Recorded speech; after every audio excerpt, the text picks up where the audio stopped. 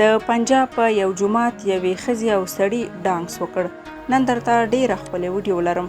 هیله ده تر پایه یې وګورئ او زموږ چینل هم سبسکرایب کړئ. د پاکستان دوه مشهور فلمي لوبغاړو د شوټینګ لپاره په جومات کې ډانګس وکړ.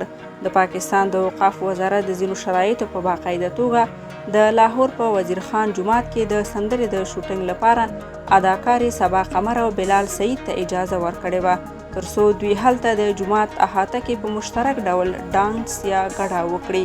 یو مدني فعال وایي د پاکستان لاهور کې یو جومات یعنی وزیر خان مسجد کې پنجابیان فلم جوړوي او جومات کې دننه نر او ښځه دواړه ګډیږي ډانس کوي.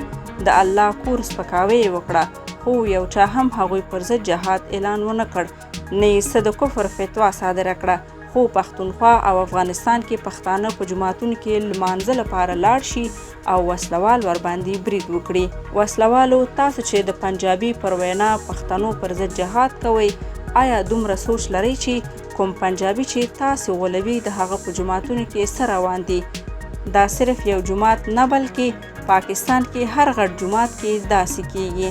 بادشاهي مسجد لاهور، فیصل مسجد اسلام آباد ته ښځې ځي او خپل یارانو سره ویډیوګانې او عکسونه جوړوي، خو هغوی پر ضد پنجابي ملایان غلي پاتې دي.